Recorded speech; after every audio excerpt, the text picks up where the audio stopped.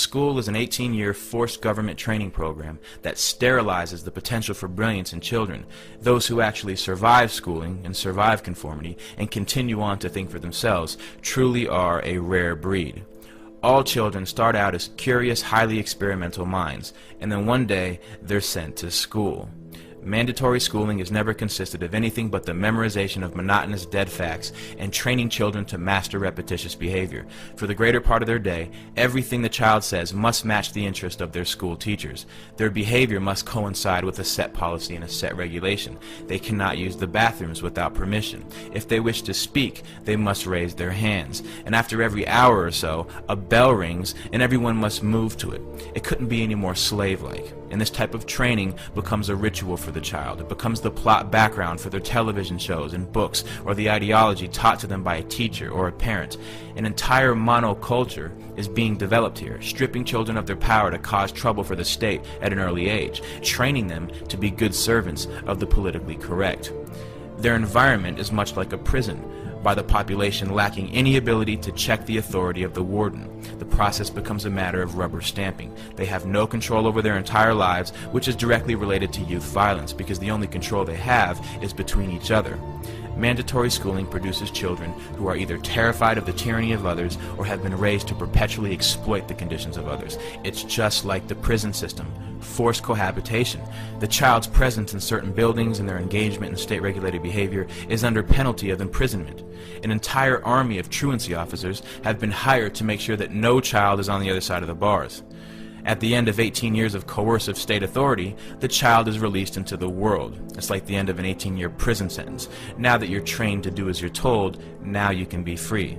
And the produce of these schools, or this state-controlled manufacturing operation, is a society willing to submit, to obey, and to listen. Forced behavior, which technically amounts to a type of slavery, will only inculcate a mindset of fear and terror.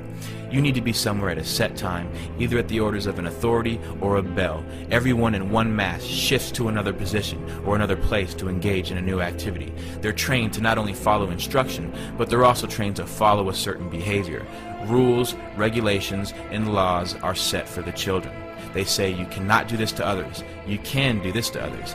This is acceptable. This is not acceptable. Standards of culture, morality, and behavior are imprinted into these new young minds that are in the blossoming stages of development. Their minds are being intercepted by the state and molded to conform to state standards.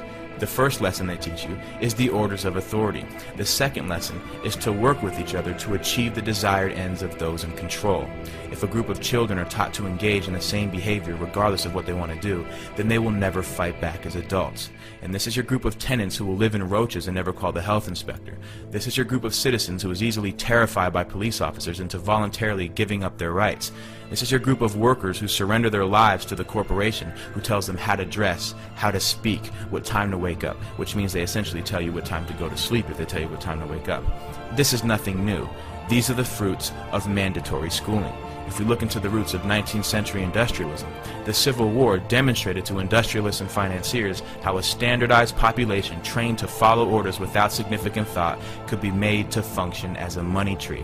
It's no surprise that global power and corporate wealth is based on a third-rate educational system that works against developing individuals of true character and true intellect. Because the mindless bureaucrat or the thoughtless worker who will follow a system without question is the pattern that our system depends on. And this is what school produces. The system is not designed to educate the public, which is why federal and state bureaucracies call the shots, not the parents, not the local school boards. Every law is harshly enforced with maximum punishments. The tone of a principal is much like the tone of a warden, with no check on his authority. They will always have a way of using coercive ability to enforce a standard on the population. Strict punishment awaits any kid who disobeys this ruling force, and there is no doubt that an active student body reflects positively on school administrators. It's like factory floor men. They're fulfilling their quotas to the inspecting superintendent of the local school district. This is the reality of government training. The state doesn't care if children are homeless or on the streets or suffering from malnutrition and hunger, but the second the child fails to appear in school at the scheduled time, like a court date, the police are alerted. Until we abolish mandatory schooling, your child will be brought up as a slave so that he can accept becoming a slave later in life in adulthood.